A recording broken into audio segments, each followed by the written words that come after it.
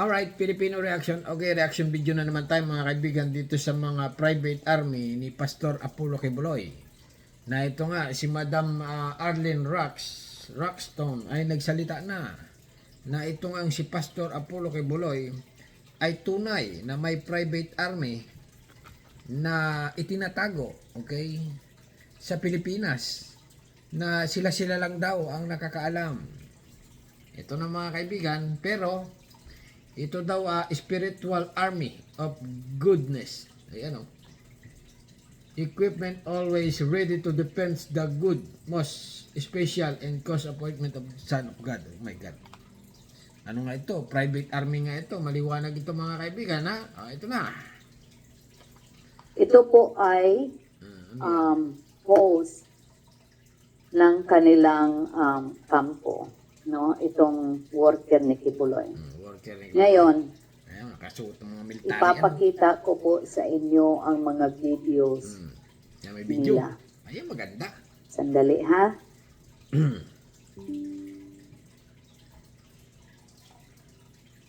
Siguro ito si Madam Arlene, maganda nung kabataan ito. Kaya natukso dito si Kibbs. Bigyan niyo po ako ng ilang sandali para ma-share ko po sa inyo Ito kasi si Madam Arlene na ito. itong Humingi ito ng katarungan sa ginawa ni Quiboloy sa kanya. Okay? videos. Ito na mga kaibigan. Ito na, ipapalabas na yung Maghati video. po kami ha. Okay lang ba sa inyo? Okay lang madam, basta may Hati video. kami ng screen. Salamin niya tayo para makita natin. Okay. Okay, yan na. So, pagkatapos ng video na ito, meron pa tayong isang ipapakita. Ay, dalawa. Wow. Mentality shift, heightened awareness means let's move up to the last level of responsible leadership. Goal-oriented, fruit-oriented, result-oriented. Ang anak, overcomer. Ay, naku, yung military ito ba? Naku, military nga ito. Madam, yan na ba yung military private niya?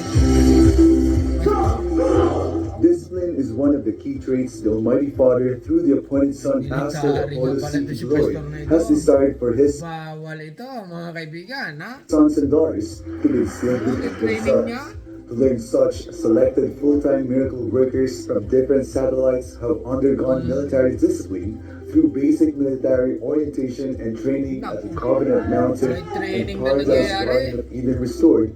Ay, Participants went through jungle Ay, gumagawa ng sariling gobyerno ito si pastor na ito. Parang ito si ano ang pangalan? Si Senyor Aguila. Ay, ipinagbabawal ito sa batas ng Pilipinas.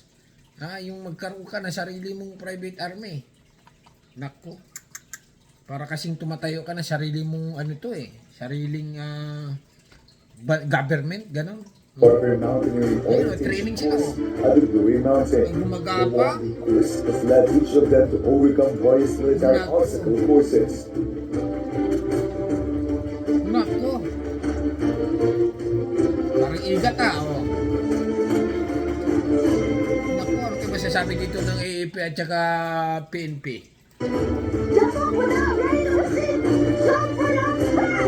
Parang NPA ang dating Naku, may training talaga Naku, Immediate action drill was naka-uniforme pa ng military. performed by each ranger squad may to mga learn baril. how to conduct themselves in situation of contact with armed enemies while exercising mental alertness and team Ay, naku, cooperation. Diyos mio, Marimar. Ay, di baril, naputok. Ay, naku, ang tataas ng kalibre mga kaibigan, Armalite na ito. Naku, Kailangan din ng endurance, lalo na pag sa area. interview. Gina-implement din na pili ka ay mag-relax. Kaya anytime, Bawal mag-relax. anywhere, maningin ka mga sino. So, gina-training ka sa endurance, kung sa kaya yung burato. As bilang sundalo sa amahan. Kini dako kayong tabang sa kuha nga mahimo gyud kung akong desire na mahimo gyud parehas kay pastor, mahimo mature ang atong espiritu. Naku, ganon, pastor. Ayun, sundalo ito mga kaibigan, nagsasalita. Ano nga natin? Medyo training ito mga kaibigan, ay pinagbabawal ito. Israelites have undergone military discipline through basic military orientation and training at the Covenant Mountain and Paradise Garden of Eden restored. Ay, ganon. Alam kaya ito ng mga ano, alam kaya ito ng gobyerno ng Pilipinas na itong si pastor ay may private army. Kasi nga, pag may private army ka mga kaibigan, pag paano yan, pag hinuhuli si pastor ngayon, ulihin, possible na ano ito, baka manlaban, okay?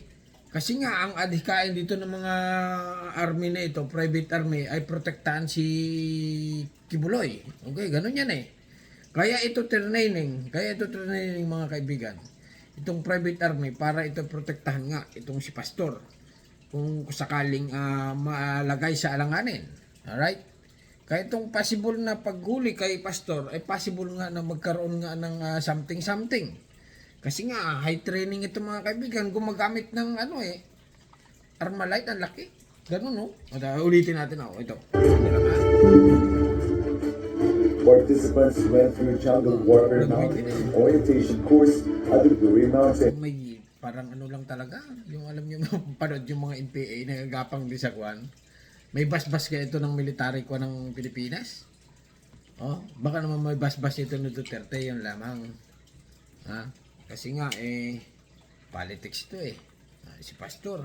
Pastor, akala ko ba naman nangangaral ka ng mabuting balita? Bakit ngayon may mga military ka na? Ang alam, si Jesus nung araw, wala namang ganyan eh. Okay? Sabi mo, ikaw yung second coming of Jesus. Okay? Si Jesus kasi, sa history niyan, apostol lang yung ano niya eh. Apostol lang yung ano niya. Tapos, basta mga mabubuting balita lang yung sinasabi niya. Nung inaresto naman si Jesus Christ sa totoong buhay, nagdasal lang siya.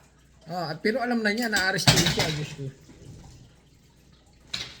Inaresto siya. Pagkatapos, nung alam niya, aresto siya, hindi na siya nanlaban. Si yung may kasamahan din siya, yung apostol, may dalang itak tinaga yung tenga, pero ginamot niya. Sabi ni Jesus huwag mong gamitin yan, okay? Hindi mo ba alam kung sa patalim ka rin mo mamatay, ganun. Kaya lang ito si pastor na ito ngayon, ang pagkakaiba nga, may baril. Yung kanyang mga Nako, delikado ito mga kaibigan. Kasi nga, pag may baril ka, baka sa baril ka rin pag ginamit mo, sa baril ka rin mamatay. Nako, ganon katindi dito si pastor. Kaya pala ito, may mga sikreto si Madam Arlene na ito. May sikreto nakatago. The one-week course has led each of them to overcome various military obstacle forces. Forces talaga ito. Forces ng tawag. O nga military forces na yung tawag niya. Participants went through jungle warfare mountaineering orientation course at the Blue Mountain. The one-week course has led each of them to overcome various military obstacle forces. Forces ng sabi si pastor ng salita. Continue lang. Ayun parang gagamba eh. Dinagpa si Spider-Man. Nagtitraining. Para si Gudang Buboy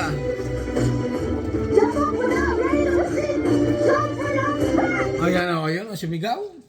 Ipaglaban si pastor. Makiba ka, huwag matakot. Parang piingan dating Ayan, sumisigaw siya.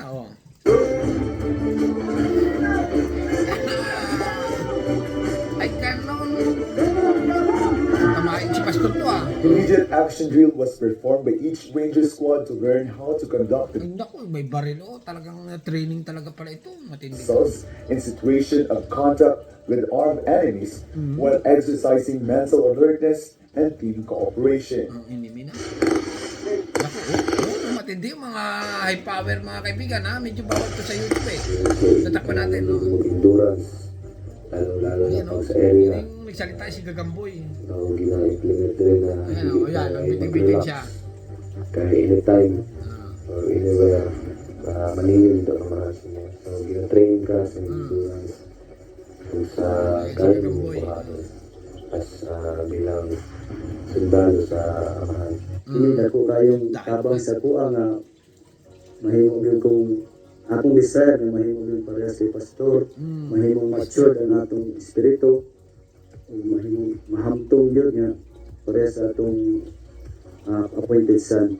Though the military discipline was all geared toward forging the physical soldier from within, Pinakain ng sili, sama na mukha eh.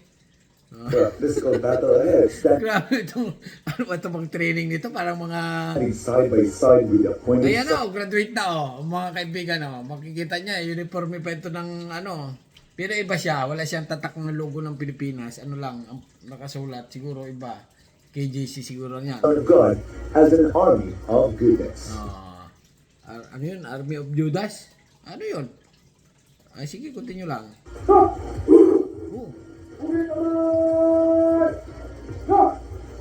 Pumay kamay na. Naku. Maludo na kay Pastor. Maludo na. Naku, sundalo talaga ito. Nakakatakot ito. May dalawang video ito. Isang video pa lang ito pinakita ni Madam Arlene ito. Sasunod ko na yung reaction yun. Kasi 10 minutes na eh. Kasi nga mga kaibigan, itong private army, pag ikaw ay ordinaryong Pilipino, ordinaryong pastor ka lang, okay? Mapamayaman mo pa mahirap, bawal ito sa batas ng Pilipinas, okay? Kasi nga nag-create ka ng parang anti-government or sarili mong gobyerno. Parang, kasi nga, pag nagkaroon ng gira, halimbawa nga, katulad nito, aresto yan si pastor, baka manlaban itong mga ito. Kasi nga di kalibre yung mga baril. Sa data ano ba yung si pastor Son of God, may yung mga lalay may dalang baril. Akala ko magkano may espada lang. Di ba? Ang Katoliko wala namang ganyan eh. Ganun lang eh, matakot sa aswang, di ba? Bakit di ba rin delikado ito si pastor? Nako, kaya pala itong mga sa mga pulisan sabi nila may private army nga ito, tunay nga pala. Baka possible naman laban. Alright. Bahala na kayo mga kaibigan. Ano masasabi nyo dito sa private army ni Pastor na ipinalabas ni Arlene Rock Stone. Okay? Pastor, sumuko ka na. Sabi nga ni ano ang mo, doon ka rin mamamatay. Pag gumamit ka ng itak, doon ka rin sa itak mamamatay. Kung sa baril ka mabubuhay, ay doon ka rin mamamatay. Ganon, ganyan. Kasi nga, nasa Bible yan. Nababasa ko rin yung mga sa Bible eh. May nabasa pa ako. Medyo, kaunti na lang ito mga kaibigan. Nabasa ko sa Bible yung nagsabog ng trigo. Yung iba, yung nagpasabog ng trigo, yung iba ay napunta sa parang religion yan. Okay? Napunta sa damuhan. Yung iba naman napunta sa batuhan. Yung iba naman napunta sa matubig. Yung iba naman ay napunta sa magandang lupa. Okay? Yung iba doon, nung tumubo sa magandang lupa, tumubo ng trigo talaga. Okay? Yung iba naman napunta sa batuhan, namatay. Yung iba naman napunta sa lupa, mga bidyo bato, tumubo rin. Okay? Kaya lang, tumubo rin siya ng trigo. Okay? Kaya lang, nung nagbunga, yung trigo na tinanim, si pastor ang bunga. Ay, okay, ganun na. Tawa ko sa kwento ko. Medyo, bala na kayo mga kaibigan ha. Hanggang dito na lang at subscribe my channel. Don't forget, mahaba pa sana kasi 15 minutes na eh. Sa sunod na lang, okay? Sa sunod ko na reaction yung kasunod na video nito. Okay, subscribe my channel. Don't forget, comment. Bye-bye, thank you.